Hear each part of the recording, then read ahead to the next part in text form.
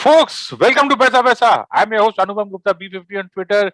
This is a blockbuster special because my guest is one of India's veteran investors. I'm really thrilled to have him. Andrew Holland, CEO, Avendus Capital Public Markets Alternate Strategy LLP. Andrew first came to India more than 20 years ago, back in 1997, where he's really seen India develop. Starting as head of research for DSP Merrill Lynch, Andrew worked across various jobs at Ambit Investment Advisors. Andrew built one of India's largest and most successful hedge funds. And at Avendus, Andrew leads two funds, the Avendus Absolute Return Fund and Avendus Enhanced Return Fund, both of which crossed 5,000 crores under his leadership. And today, we're going to talk exactly about that, hedge funds. Andrew, welcome to Paisa Vaisa. Have to say, I'm so happy to be here. Thank you for the invitation. Yeah, we don't get too many veterans, Andrew. So thank you so much for doing this for our listeners. So okay, let's start with some basics. Okay, what for you? I have to ask this, okay, because what is a hedge fund, right? Because world over, hedge funds are painted as this evil, manipulating thing. This vampire squid that Matt Taibbi had said a really long time ago.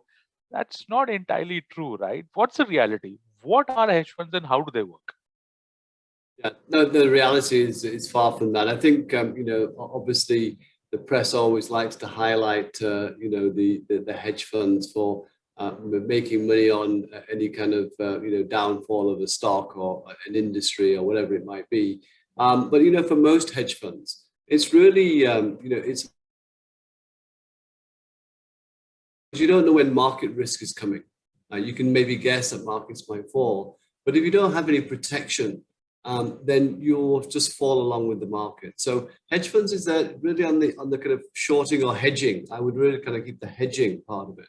It's to protect your portfolio overall from some of the kind of wobbles that we see in the day-to-day or even month-to-month kind of market movements.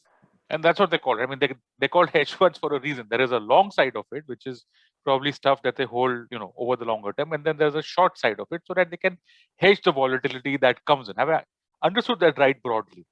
No, that's broadly exactly what we do in terms of managing that risk. And really all you're doing is saying, see, in the West, it is slightly different, I must admit, because, you can say this stock is going up, but this stock is going down. Because the fundamentals and the way the developed markets work are completely different. But in emerging markets, you can't really do that because you have rotation across different sectors. For a good example would be, you might be a little bit more bullish on the steel sector, for example. But you might say, okay, Tata Steel is the best on the long side. I want to buy Tata Steel. And if I wanted to hedge that, should I hedge it with, say, SAIL, which is probably not as good as Tata Steel. But what you see is that when that sector moves, it's going to be the high beta stocks which move up higher than your more stable Tata Steel. So hedging is really to try and find and identify those companies or sectors which will probably underperform for whatever reason. They might still rise in a rising market, but once markets fall, things are more vulnerable because there was no strong fundamentals behind. And the idea, obviously, is to get the best returns for your clients. Okay, so Andrew, let's look at India. How large a market is it for global hedge funds, right? Because the Indian market is also unique in terms of the regulation it provides, the shorting that you can do, etc., etc. So, in your estimate, what do you think is the size of the offshore hedge fund market investing in India? It's a very good question. I don't think I have the numbers exactly because there are some individual kind of names out there, hedge funds, which are dedicated towards the Indian markets, but they're very small. I would probably add them up to less than $1 billion, maybe a little bit around that figure. But you see, a lot of the emerging markets or global hedge funds do is they will come in and out of India. They might be buyers of the index or they might be sellers of the index, depending on how they see the emerging market basket that they might be kind of hedging against some of their developed markets, or if they're emerging market fund altogether, hedge fund, then they might say, okay, we like Brazil, we think India is going to underperform. So there's billions of dollars there that come into the market, and of course there are proprietary brokers as well outside of India who would use the markets offshore to some extent to hedge any exposure they might have in India or they're having across other markets. Sure. Just to get an idea of the size out here, not in terms of actual money, but probably in terms of a regulation. Like the US, I'm guessing, is probably among the most developed markets for a hedge fund to invest in. If you compare that to India, I think maybe you might not find the size out there in terms of overall liquidity. For example, like if you want to take a $10 billion bet, what do you do? So if I'm a really massive global hedge fund, India is relatively limited in terms of size, and then I'm guessing also in terms of regulation. You think that's more or less accurate? It's interesting that in India, in terms of our futures market, it's actually very large. It's 3 times to 4 times the cash equivalent on a day-to-day basis. So when you speak to investors, I mean funds offshore who are looking to invest in India, they naturally think it's just the index that you can hedge with. So that there's a lot of education that we have to do in terms of saying, listen, there's another 150 to 170 single stocks that you can actually use on futures to hedge your positions with. So there's a bit of a learning curve, that they need to have. So once they know this size, let's go back. Let me go back to 2005-06 when we started the hedge fund in Merrill Lynch. Our initial, think about that time of the market as well. $500 million we were utilizing at that point as our AUM. And it's only grown the market cap since then, right? So there's, the liquidity has only improved over the past, 15 years. So, having our hedge fund, we don't find any problems, in terms of liquidity whatsoever, because you're usually dealing in the large, top 200 companies in India. There's no small caps and mid caps in terms of the long short side of it. And as you know, lending and stock borrowing in India is very nascent. It's very small. Yeah. So everyone will use the futures market. Okay, great. So last question before we go into a small break. Andrew, hedge funds are, I think, category 3 alternative investment funds as per the SEBI classification, which means they have a certain minimum size. So they're not exactly for everyone. So in your view, which class of investors do you think should actually consider hedge funds in India? Yeah, so SEBI does set out a minimum 1 crore as the investment, but that's not just category 3, that's category 1 and category 2 as well. So it is a minimum investment. So it's obviously we've got to be investors who are sophisticated, who understand why they're using a hedge fund as part of their asset allocation. So it's really kind of gone towards the kind of high net worth individuals, the family offices, and the corporate treasuries, that is. And really what you're trying to do, if you think about when I came to India, and actually still is to some extent, you either can buy debt mutual funds or you can buy equity mutual funds. So you have low risk and you have high risk and volatility in between. So what a hedge fund tries to do is take you along that risk curve. So in our case, without going into too much detail, our volatility on our fund is around 3 to 4%. If you look at a similar bond fund, it's 3 to 4%, whereas the market is anywhere between 12 to 15%. That's the Nifty. So you can see that you're getting lower volatility, with hopefully, towards equity market returns. Got it. So folks will come, when we come back on the other side of this break, we will talk about the actual, the funds that Andrew manages at Avendus, what they're about, what are the strategies they use, and the returns, costs, all of that stuff on the other side of this break. Really special episode. My guest, Andrew Holland, CEO, Avendus Capital Public Markets Alternate Strategies, LLP. Don't go anywhere. We'll be right back. And welcome back to this really special episode of Paisa Vaisa. My guest, Andrew Holland, CEO, Avendus Capital Public Markets Alternate Strategies. Andrew, welcome back. So let's talk about the 2 Avendus funds that you manage. What are they about? Any themes there in general? What are the strategies that they use? The assets, the type of assets that they manage? Any past track record, returns, and the costs? Let's go into all of that now. So the flagship product, the one that we started running, for public money from the Ambit days through to today, is around about 4,000 crores, just under 4,000 crores. And the aim there is to consistently, year in, year out, irrespective of the market goes up, down, sideways, is to try and get a gross return of between 12 to 15%. And by and large, since we launched in 2013, we've always managed to hit that 12 to 15% range. So that's the good news. But first and foremost about the fund is to protect capital first.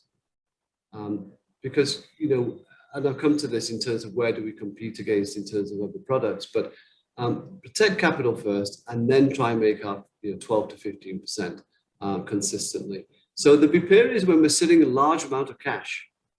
So when the pandemic happened in March of last year, we went to 97% cash. Wow. And sat there. And we sat there. Because see, we're not relative to the index. I'm not trying to beat the Nifty. So if the Nifty was to rise 5% or more, we're okay with that. Because if the market was up 25% for the year and we're still making our 12 to 15, that's what we're trying to do. So we want to get that consistency of returns without doing this, which is what you see with a lot of equity mutual funds. They will follow the markets up and down, is to get that consistent return for investors. And that's by and large what we managed to do. And as I said, the volatility is around 3 to 5%. And the drawdowns have been very minimal over the last 7 years. It's been about 4 or 5 drawdowns. The highest single drawdown was actually in March of last year, and that was 0.95%. Wow. So that's that's the extent of the drawdown that we've had over the last 7 years. So it's a lot of hard work. It's got a great team. You're talking to me today, but it's been a team which I started in 2005, 2006. Co-CEO Vaibhav Sangvi, Piyush Shah joined us within Merrill's. And us three have been together throughout all of this time. So we've only added to the team. And it's a big advantage because there's not many teams who have been together for 15 years.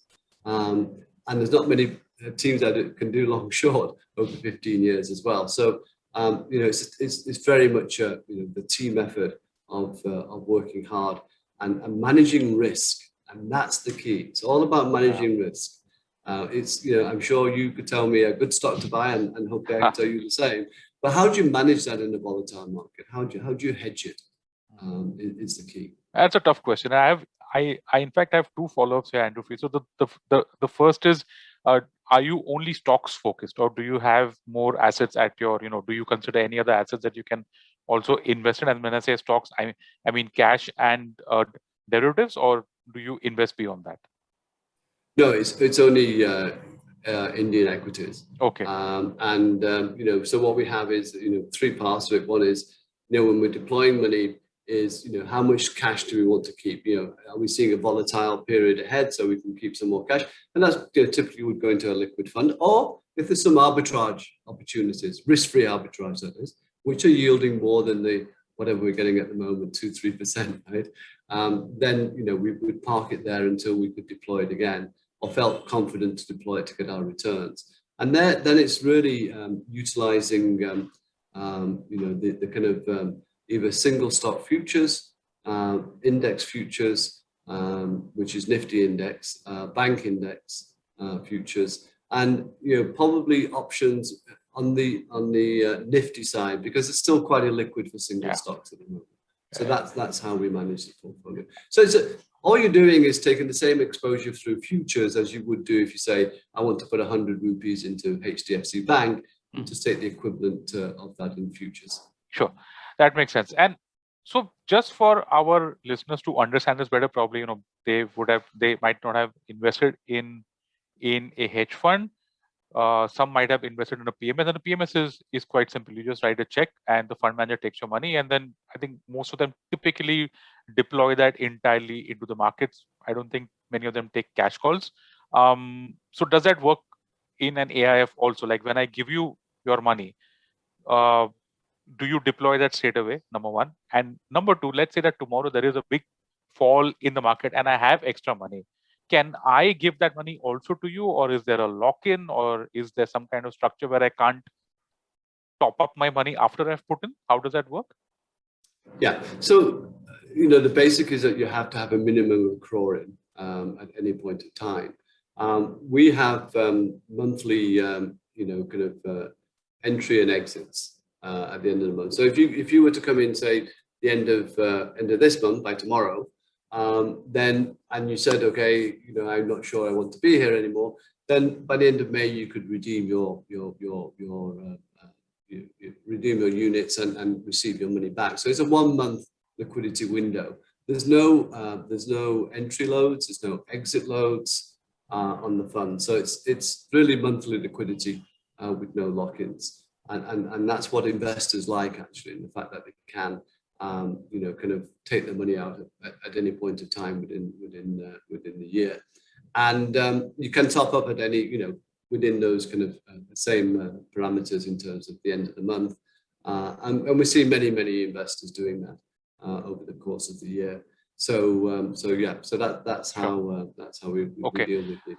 And how do the costs work out? Is it like a PMS where I am in some cases the money comes out from my corpus? I think some people are also taking in writing checks these days, and you give them a bank account, and the monthly expenses gets cut from there, or does it have a different structure for an AIF? No, it works exactly like a mutual fund. It's like your normal NAV, so you'll have whatever returns you've made, and then obviously have your management fees and expenses go against that, and then tax after that. Okay, and what is the range of the cost? You get NAV statement every month, so it's just like a mutual fund in that respect. And when you give me 100 example, typically, I mean, if you look over the 7 years, we've probably on average deployed 60% of that in the market. Right. So, sometimes it can be higher and sometimes can be lower, obviously, but if you look on average, and, one of the questions people ask is, what if the market falls? So one of the things we've done since our Merrill Lynch days is we always have a minimum hedge at any given point of time of 30%, 30%. Wow. So let's say you give me 100 rupees and we're very bullish, you want us to be in the market. So we deploy all of that. Then you're going to be 76 rupees long, yep, and 24 rupees short, right, or hedged. Knowing full well, we've said that the market's probably going to rise. So, and probably, even though these hedges are there, they'll probably rise with the market a lot less quicker than obviously those solid, yes, strong fundamental sectors and stocks. But when the market risk comes calling and you don't know, that 30% up, and it's more than that, on average, our hedges around 50%, again, over that 7-year period. Once markets, start to fall, it's these weak sectors and companies which fall a lot quicker than your strong fundamental companies. And it gives you that cushion to kind of say, what risk am I seeing? What do I need to do? How do I protect the portfolio? Do I increase my hedges? Do I reduce my longs? Or do I say, I'm not understanding this market, I'm going to cash? All of those three options you have. Very interesting. Just gives you a lot of flexibility. The taxation here, though, is a little bit different than a PMS, right? In a PMS, I'm guessing that since the stocks sit in my demat, I am paying capital gains. But I think for an AIF, it's a little bit different. How does the taxation work out there? Yeah, well, very sadly, the government in, I think it was 2019, decided to tax derivatives at the full tax rate, business tax rate of 42%. So in the AIF, it's a trust. So the trust gets taxed at the full rate of 42%. So even though you might not fall under that bracket of 42%, you'll still be taxed at 42%. Wow, so it's a bit sad. So even when we get to that 12 to 15%, if you take our forecast and everything, you're probably talking about anywhere between 6 to 7.5% in terms of returns. Sure. Now you can say, okay, that's not great against equities, right? Because if I held Nifty, I would have been a lot higher with a lot less tax. But we're not. This absolute return fund is not after your equity money; it's after your debt money, because and you're probably thinking okay, I got some extra cash. Markets might be a bit high, but I'm only going to get 2-3% at the moment, right? Yeah. So if you come to our fund, which I've mentioned, is same volatility as a bond fund without the lock-ins, right? You're getting 2 to 3 times more than yeah. you would on a liquid fund or a bond fund or deposit. So that's why we've seen the rise in our funds AUM over the years. And what we did last year was that we introduced the fund through PMS, Okay. right? And so for those it's mainly corporates, right, or treasuries, where obviously it's in their own name. They can actually kind of say our tax is 25% or whatever it might be. Obviously, they will benefit. It's still higher than capital gains tax, but at least it's not that 42%, which they would do in an AIF. So the PMS has allowed us to those who can individually or as a company say this is in our name, be able to get the proper tax. Fantastic. Okay, folks. This is I've kind of done the part on the hedge fund, the details, the Avendus funds, and if you guys want to know more, honestly, please go to the Avendus website. All the documentation is out there. All the details are out there, and just go there, check it out. And if you guys have any queries, you can reach out to them. I'm getting to what I'm really looking forward to in this part of the episode, which is trying just getting Andrew's takes on how the Indian market has evolved, outlook, stuff like that. Because come on, he's been here since 1997. You don't very easily get guests like Andrew. So Andrew, 20 years experience, 20 plus probably. You've seen almost all parts of the equity markets. I think buy side, sell side, now on the fund side from the HNI. Just give us an overview of how you think the Indian HNI has evolved in these past 20 years. There's a lot of us talk about this shift from physical assets towards financial assets. 20 years ago, maybe an HNI in India, whatever his amount, the qualifying amount would be for an HNI, would have looked at real estate because, real estate's, the yields at that time might have been better. Today, they would look at something else. In your view, from a 20-year perspective, how has the HNI evolved in India?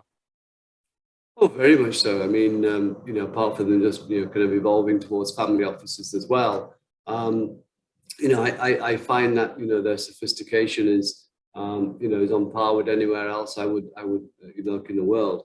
I think if they could get more exposure to offshore, I'm sure they would be doing a lot more instruments as well, because they understand the fact is that where's my asset allocation going to go? Do I need to be in equities at the moment, or do I need to be in real estate, or do I need to be in gold?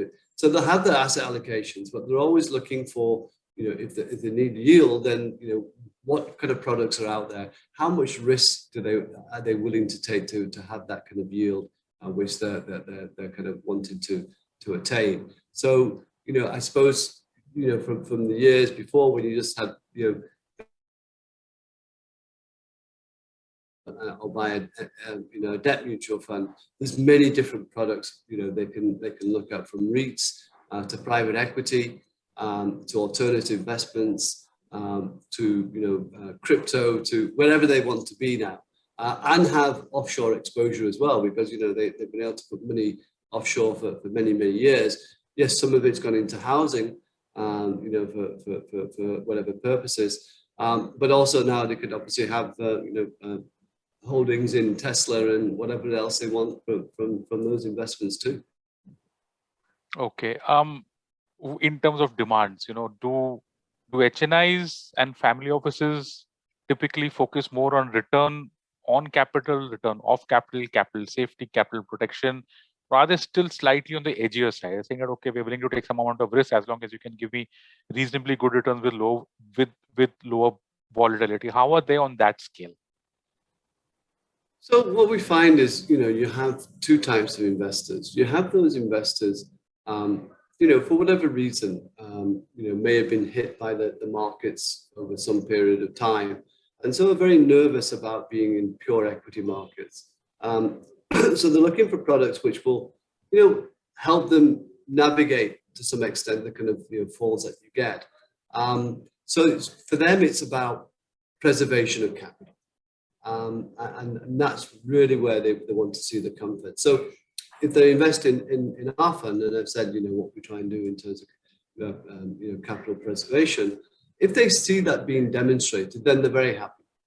I speak to a lot of investors and they say, so let's say the market fell and we went to cash, and then the next month the market moved up. They're okay with that because they were not after that type of investment. They're after that steady return, preservation, growing the capital over time, and a lot of them are okay with a kind of, I'm talking about the gross return now, of aiming for that 12 to 15%, because if you look at the Nifty over the last 10, 15 years, anyway, returns have been around that. So that's the first type of investor. The second type of investor is looking for kind of getting up that risk curve, but still having some form of protection to help them. So that's why we introduced the Avendus Enhanced Return Fund, which is, in our terms, it would be a long bias, long short hedge fund. So if you give me 100 rupees in this one, 70 rupees will go into the top, kind of within the top 200 companies. You have to do a lot of fundamental analysis. So you'd have your HDFC. It'd be a normal kind of large cap type of fund. The 30% is where we have that flexible pool of capital to do long short, to try and protect the fund on the way down or enhance the returns on the way up.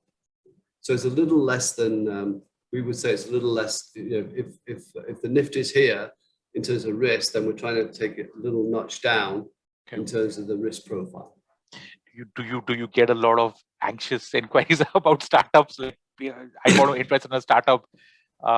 There's this massive rush into investing into startups. Some friends and families or seed rounds and all that. Before, of course, you get to that whole venture capital mode. But you see a lot of guys asking you, Anu, tell me which is the next hottest startup. Give me a piece of that action right now.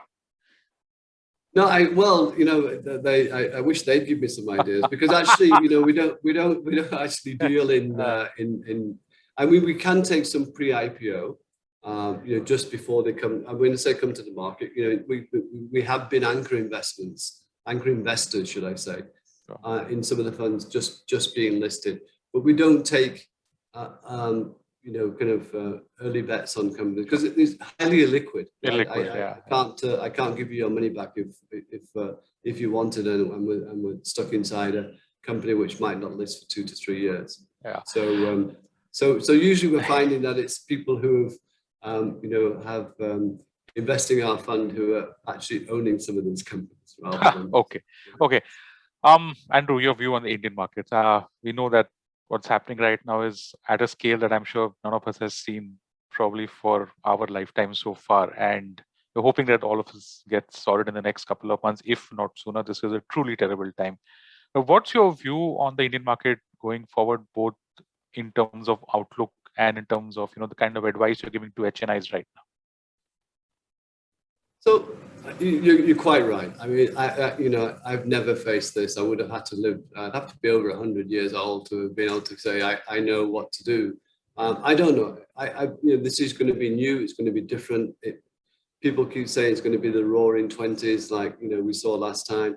It could well be, and it could well be, and it could be the fact that it's not going to be, because there's many different turns I think that will happen first before we get there. But that said, so what are we thinking at the moment? So our view has been, so when the cases started to rise very rapidly again, we looked back and said, okay, what happened in the US, Europe, UK back in September, October of last year, when their cases really started to rise? And you heard the same kind of stories coming about hospitals being overloaded and everything. What you saw was that markets, on average, fell between about 8.5% to 10%, depending on the market. Thereafter, you saw the kind of rise again, and we near all-time highs in most markets now in the developed markets. So we said, okay, for the Indian market, if it falls towards that, which it went to about 7.5% from the peak, was probably the time to start picking up stocks again and start dipping our toes.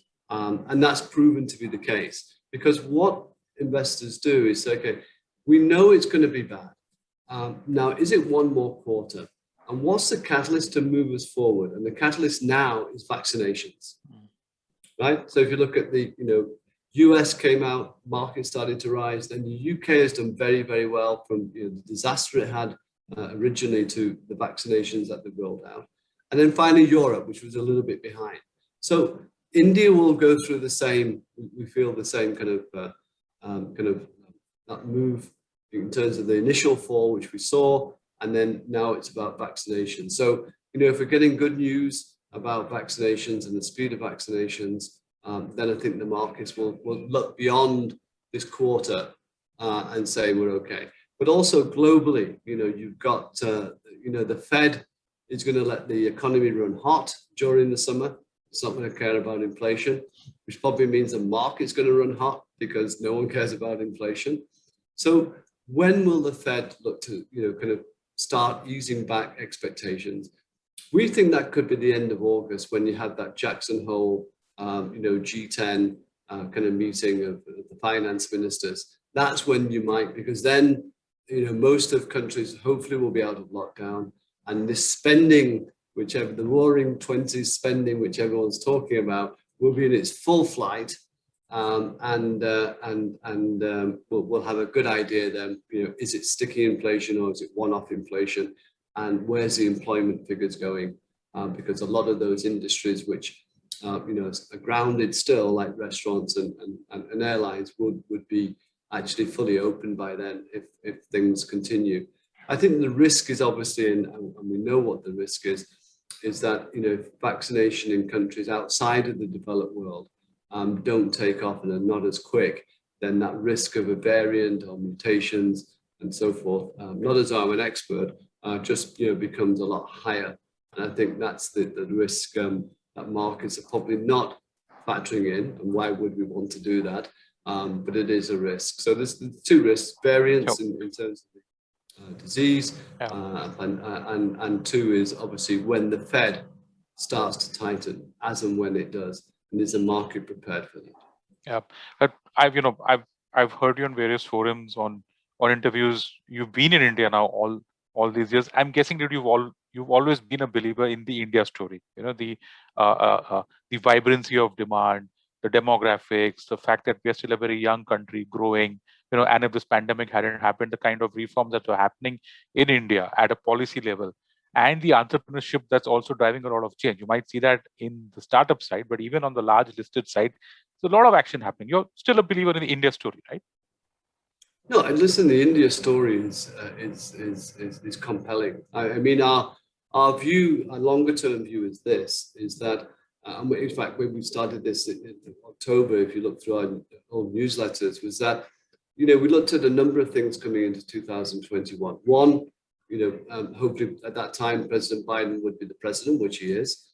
We'd have a vaccination, which we do. And then, as markets moved up, investors increasingly would look for two things: yield and growth.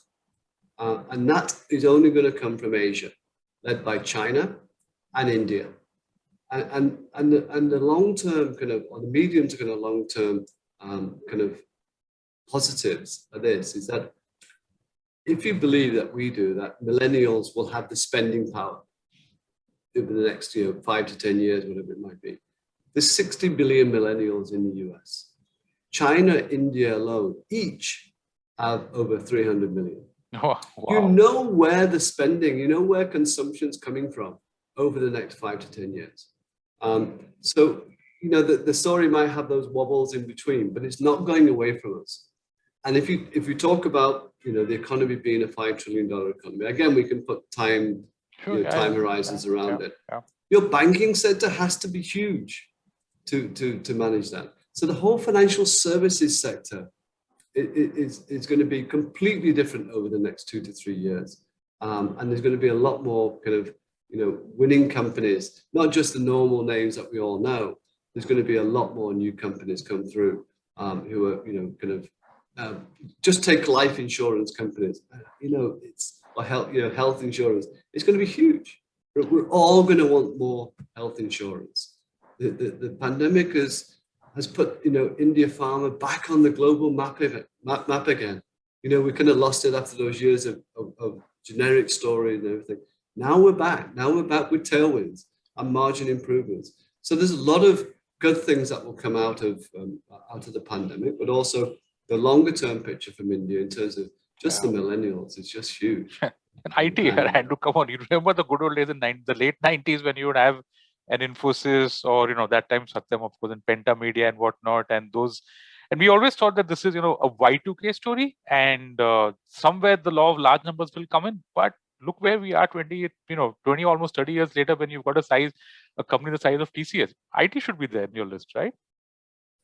IT is there, but it's more, to my mind, IT will continue to do well, but it'll be that steady kind of earnings growth. But I'm looking for those, always looking for those themes and sectors, where there's a strong longer term theme which will continue to play.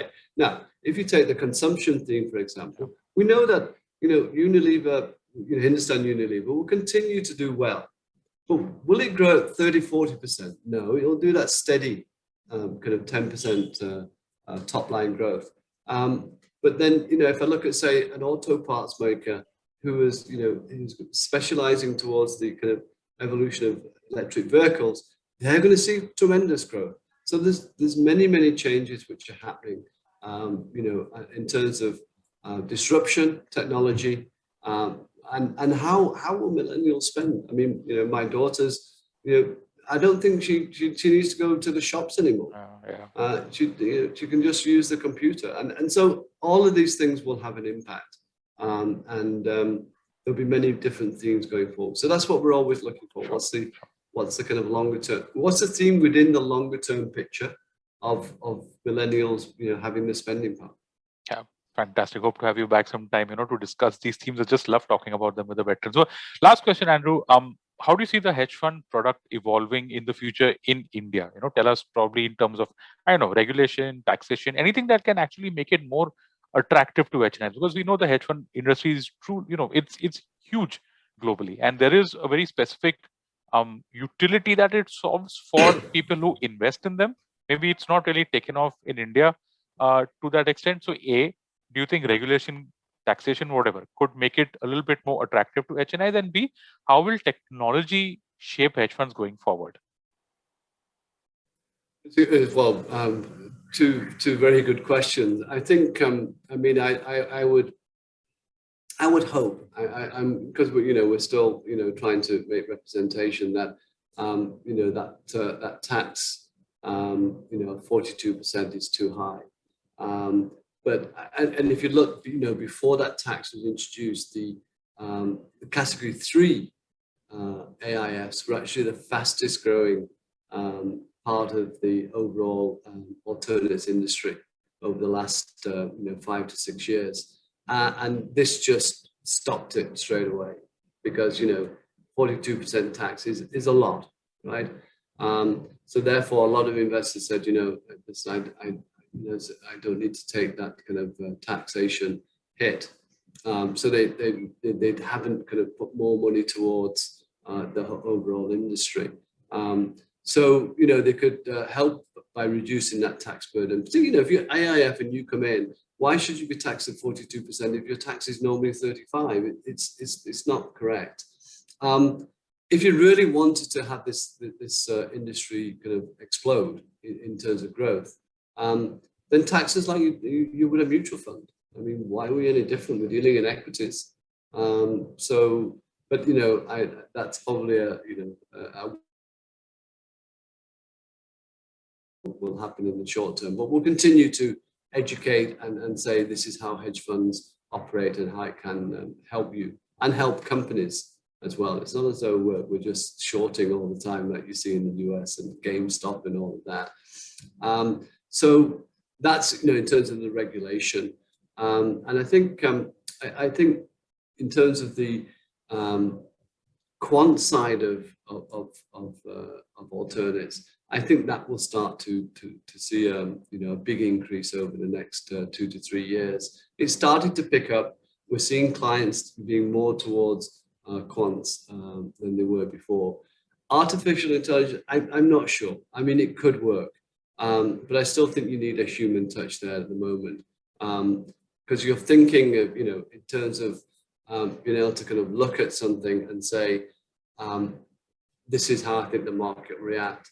I'm not sure you can plug that in straight away. What you can do, what I think AI does, artificial intelligence does, let's say I said, okay, I think the share price, sorry, I think the oil price is going to $80. And you can analyze the past and say, this is how companies reacted last time around. So that quickness of decision making, but at the end of the day, someone still will make the decision, right, at the moment. So I think, AI will become more and more important going forward. But I think this is still a long way to go to get alpha from hedge funds in India in terms of emerging markets. It might work a little bit better in developed markets than emerging markets at the moment. That's a wrap on this episode of Paisa Vaisa. My guest, Andrew Holland, CEO of Avendus Capital, Public Markets Alternate Strategies LLP. Andrew, thank you so much. Thank you so much for doing this for our listeners. Hope to have you back sometime soon. But thank you so much for doing this for our listeners. No, it's been an absolute pleasure. Thank you for having me again. Thank you so much. And listeners, if you like this podcast, don't forget to check out other interesting podcasts on the IVM network. You can listen to us on the IVM Podcast app or ivmpodcast.com. You can also follow us on our social media. We are IVM Podcast on Twitter and Instagram. If you want to reach out to me, I'm your host, Anupam Gupta, P50 on Twitter. And thank you so much for listening to Paisa Vaisa.